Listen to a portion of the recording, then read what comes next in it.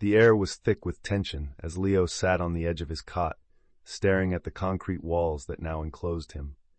It was his first night in prison, a world starkly different from the classrooms he once roamed. Each distant clang of metal echoed like a heartbeat, reminding him of the finality of this new reality. He felt the inescapable fear coursing through him, clashing with a stubborn flicker of determination. Would he fight for respect among hardened men, or withdraw into self-imposed solitude? The memory of his past lingered, filled with regret over choices made in moments of desperation. Leo's mind raced, replaying the hellos and goodbyes that echoed in his heart. He closed his eyes, allowing the sounds of the bustling cell block to wash over him, a chorus of despair and resilience. Somewhere in the shadows, he thought, hope still flickered, waiting to be found amidst the chaos. Carmen's days are a blur of routine, punctuated by the ache of guilt that trails her like a shadow. As she sits on her cot, she writes fervently in her diary, her pen moving like a lifeline.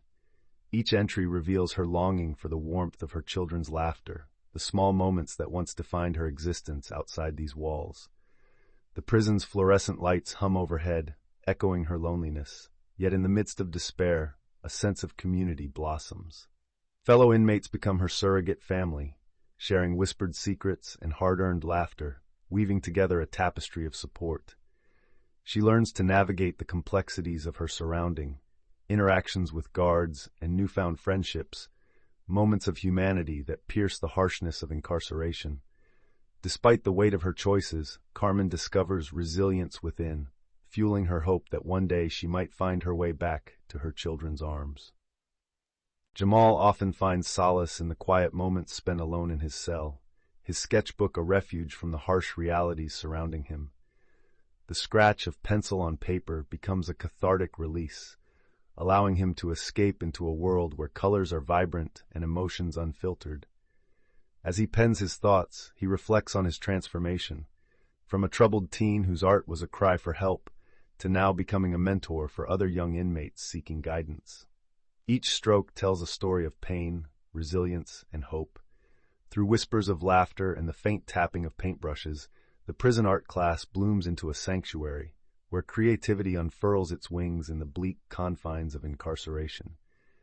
His diaries reveal that although he is behind bars, his spirit dances free through art, transforming not just his own life, but inspiring those around him to envision brighter tomorrows. Alex and Marcus had been inseparable friends since their early teens, and the sameness of their circumstances in prison only tightened the bond they shared. Late nights in their shared cell were filled with whispered conversations about the world outside, the dreams they once had and the lives they had left behind. Their laughter often echoed through the cold steel walls, a defiant act against the oppressive silence around them. In this harsh environment, they became each other's lifelines, finding solace and strength in their friendship. They shared stories of their families, which fueled their determination to change and protect one another in this hostile space. The clanging of gates and the shuffling of feet outside their door became the soundtrack to their camaraderie, highlighting the resilience they found in their connection. Even amid a place designed to isolate, Alex and Marcus's bond reminded them that they were not just defined by their pasts, but by the loyalty and support they offered each other as brothers. Miranda's journey towards redemption unfolds like a delicate thread weaving through a tapestry of tumultuous past decisions. As she writes in her diary, each word becomes a step away from the gang life she once led, reflecting her earnest desire to forge a different path. The pages echo with her struggles against the heavy stigma of her identity, a weight she carries daily amid the concrete walls that confine her. Torn between the memories of fierce loyalty among gang members and the yearning for a life marked by purpose, she seeks solace in educational programs offered within the prison. Miranda shares her dreams of reintegration, a vision filled with hope, yet tempered by the reality of her mistakes. Through her words, listeners feel her fierce determination to rise above her past, to reclaim her identity, and to become not just a survivor, but a beacon of change, even in the most challenging environment. Derek sits in the dim light of his cell, reflecting on the choices that led him to this moment. As he writes in his diary, the memories flood back. Friends gathered in the park, laughter echoing as they tossed a ball, the nagging pressure to fit in. One bad decision, one impulsive night, is all it took to change his life. He wrestles with guilt and confusion, questioning where he went wrong. In candid entries, he confronts the allure of rebellion and the heavy weight of his crime. The sound of distant laughter from the yard reminds him of the freedom he so desperately craves. He ponders the consequences his choices have wrought, not just for himself, but for his family, who now bear the burden of his absence. In those quiet moments, Derek begins to understand that acknowledging his mistakes is the first step on a long path toward redemption. Rosa's thoughts often drift to her children, the laughter of their voices echoing in her mind like a comforting lullaby amidst the chaos of prison life. Each day, she holds on to the hope that her mistakes won't define their futures. In her diary, she fills pages with letters addressed to them, sharing the lessons that she wishes she could teach them firsthand.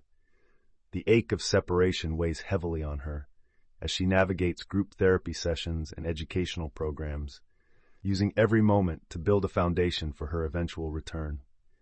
In the harsh environment of incarceration, the bonds she forms with fellow inmates become her lifeline. They share stories, dreams, and fears, creating a surrogate family that helps alleviate her guilt.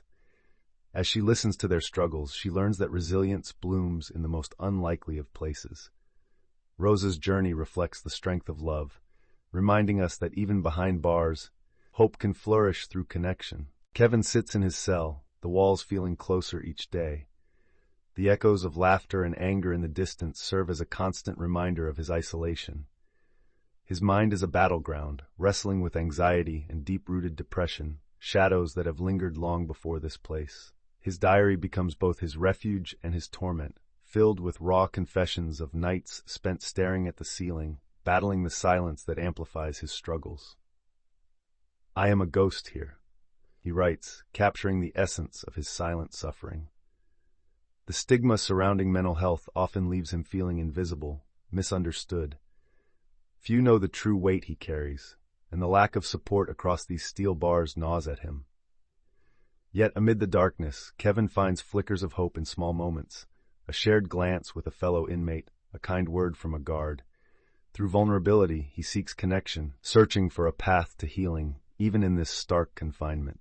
Natasha sits on her bunk, the stark walls of her cell closing in on her as she reflects on the life she once envisioned, a life filled with dreams and possibilities. Instead, she finds herself enveloped by the harsh reality of her current existence, defined by the choices that spiraled out of control due to substance abuse. The guilt gnaws at her, intermingling with resentment for the addiction that stole her from her family and shattered her aspirations. In her diary, she recounts the pivotal moment that brought her to this place, a night when the thrill of escape led her down a destructive path. Yet within these walls, a flicker of hope ignites. She begins attending support meetings, discovering the strength found in vulnerability and the power of shared stories. Slowly, Natasha reclaims her voice, dedicated to embracing recovery and nurturing dreams that once felt irrevocably lost. Through her journey, she learns that resilience is not just about survival, but about the relentless pursuit of a better tomorrow.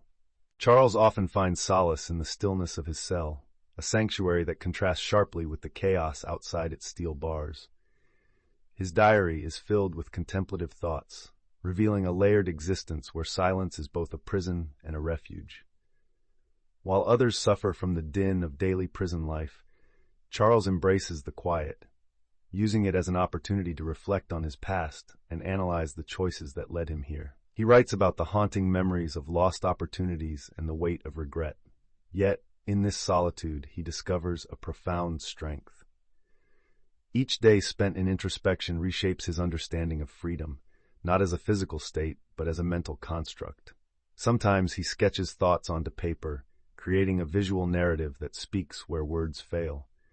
Through the lens of silence, Charles embarks on a journey of self-discovery, transforming his confinement into a canvas of hope and resilience. Malik's world within the confines of the prison walls is a complex tapestry woven with threads of identity, belonging, and the stark reality of race relations.